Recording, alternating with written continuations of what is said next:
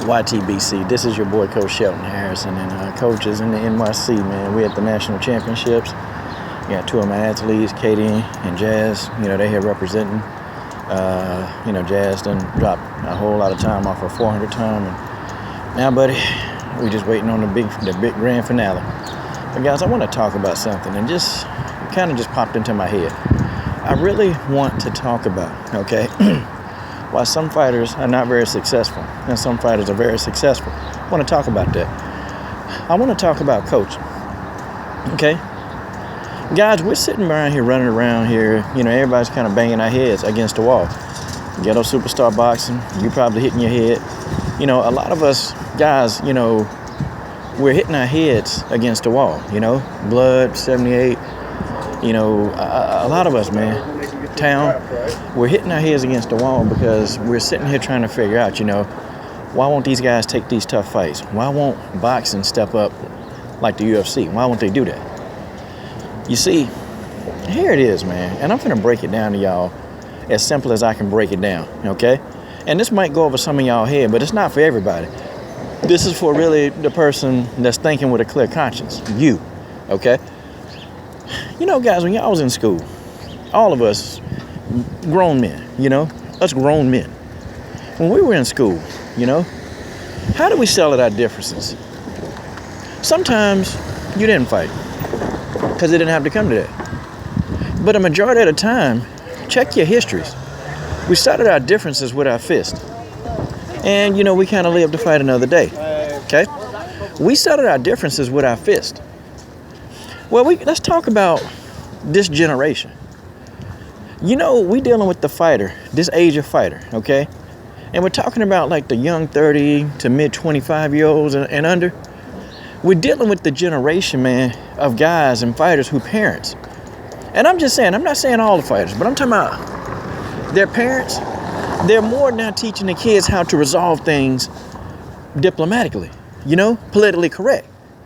Instead of telling your kid, hey, put your hands up. Let's really fight. Let's get at it. Let's go get it. People ain't gonna do that nowadays. It's very rare. People either, instead of putting their hands up and throwing their hands, it never come to that most of the time. It really won't. But we're in that generation where we're dealing with the fighter. They're raised in that generation where be politically correct. Even look at some of the press conferences now. Look at some of the press conferences. I mean, you look at the press conferences, y'all. Some of the fighters, they ain't even being hostile anymore. You remember back in the days, man, when Mike Tyson used to tell these dudes, man, he gonna beat the hell out of them. I mean, that don't happen anymore. Everybody's very cordial, man. And people don't want to offend the other fighter. They don't want to offend him. So, I mean, what do you expect? They don't want to offend the person. It's almost like they're afraid that, they're offending that person and that person might not like them. Like, that's the attitude that I get in the sport of boxing. And people, you can understand. Now, let's fast forward it to the present. Even if you go into a school, I'm in a school sometimes. I've been in schools where the kids are not being taught to stand up for themselves. They're being taught to go tell somebody. They're being taught to, hey, if somebody is bothering you, you go tell. Don't you go take that on yourself. Because if you do take it on yourself, then guess what happens? Okay? You get in trouble. See, they're being taught that you're in a system that somebody else could beat you down. But if you defend yourself, you just as guilty as the person that beat you down. That's the mentality that's going on. And I had to start out with some of you parents. And I got to get on y'all. I can't let y'all off the hook for this. Some of you parents, you guys, y'all need to take a step back and say, go deal with that. No, what you telling me for? Unless it's them versus another grown person, then you step in. But I'm talking about, no, if it's other kids, you take a step back and you say, you better handle that. Guys, I recall a situation when I was in school. And it's this guy, man, everybody was terrified of this dude. I'm talking about terrified of him. But I mean, with people being so terrified of him, It's just nobody would step in and challenge this dude. Nobody would. People was afraid. And I'll never forget one day, man. Same guy came up, asked me for money. I was cheap back then. No. And him and I call it an epic fight. Because not all bullies are sissies. There's some bullies that can throw them hands. And I told him, I said, before we started this fight, I said, I'm not going to stop, okay, until one of us can no longer move, until one of us is put to sleep. I said, that's the only way I'm stopping. So we fought, and we fought. I'm talking about we fought for a long time. A long time. Guy was tough. Some people say he got the best of me. Some people say, I got the best of him. But you know what happens, man, when you don't back down and you stand up and you engage a person, and I'm talking about you physically engage them, they have to respect you. Because see, 9 times out of 10, a person that's coming at you, they don't want to go with a long fight like that. I was the only person that kid never bullied anymore. He didn't try to. Because I told him we fighting to the death. And I'm talking about literally, there was blood everywhere. And I tell y'all this because we got a lot of fighters. They're not willing, man, to fight to the death. It's a pugilistic sport. There's blood, that things happen. But that's the lifestyle that these guys signed up for. That's what they signed up for. They signed up for this stuff. It's not anything else. They signed up for it. And it's your career. It's a pugilistic sport. You can't get around that. See, we got so many politically correct fighters. They're afraid. And also, so many of these young fighters, you look at the generation, they have no respect. They don't respect their coaches. I'll give you some examples. Adrian Broner. He don't respect this coach and Mike Stafford. He don't respect him. I mean, the dude, you can't tell him nothing. I mean, Amir Khan, disrespect sometimes. This dude, whenever he takes a loss, he found a way to blame the trainer. Excuse me. He takes away he blames the trainer. He will blame the trainer. And I'm telling you, man, every time this guy has lost brutally, like he lost to Chris Algieri, and he was trying to hint that it was Virgil Hunter's fault. People, you can't make all this crap up, man. You can't. You got a couple other fighters, man. You watch them in the corner, they don't listen to the corner.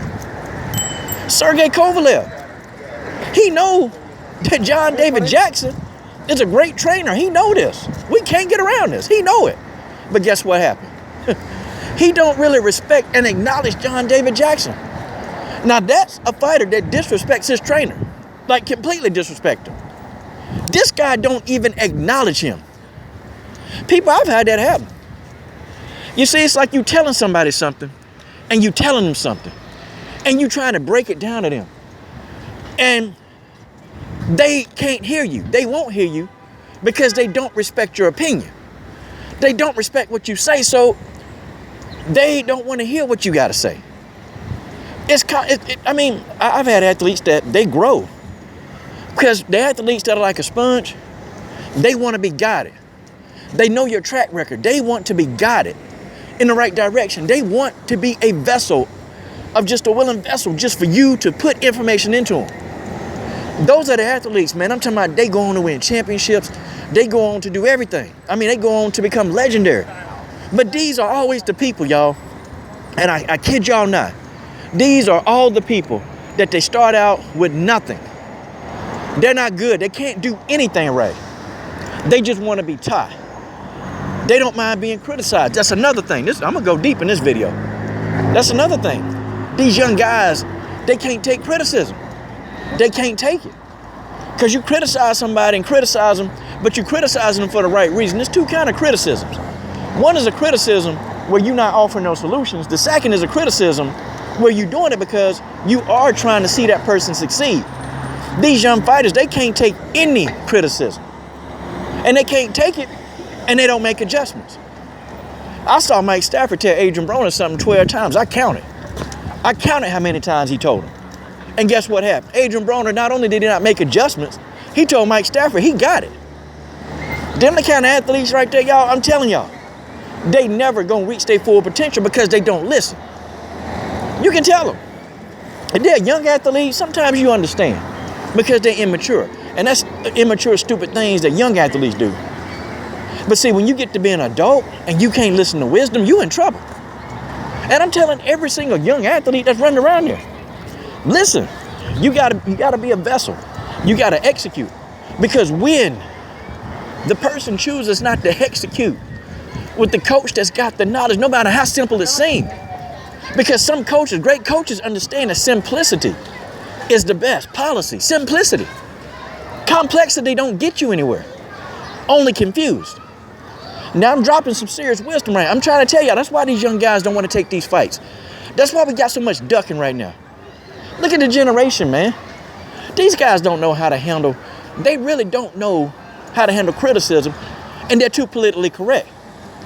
They're used to being buddy-buddy. They've been taught at a young age, okay, don't solve your aggressions. And that's kind of funny talking about a fighter, but it's the truth. They're taught. This young generation is taught to not be politically correct. I mean, they're taught to be that way, politically correct. I mean, I look at my data sheets from 10 years ago, man.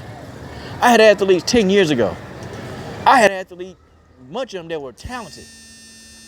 But the problem is with them is they didn't know how to listen.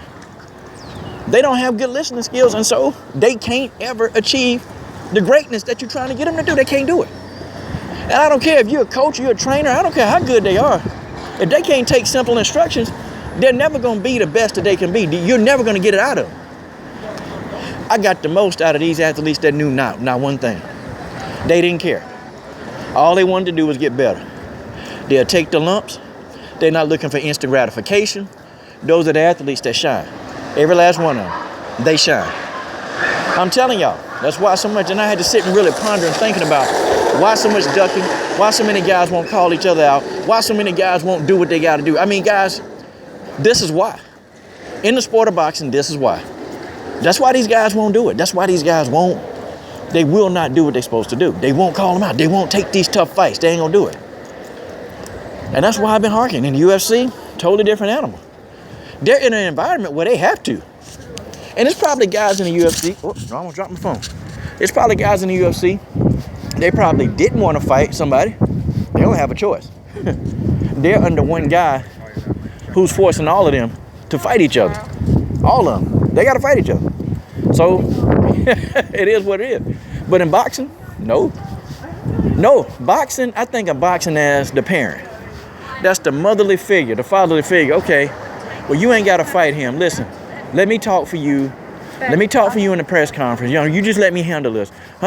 You ain't got to fight that big bad other fighter over there. You ain't got to do that. No, we'll get you out of this. And that's the same thing that these parents, they do right now for these kids. They get them out of everything instead of saying, hey, don't talk to me about that. Lace them up. I used to tell my goddaughter, don't come back telling me somebody doing something. You better go figure that out. That's what I used to tell her. Go figure that out. Go handle that.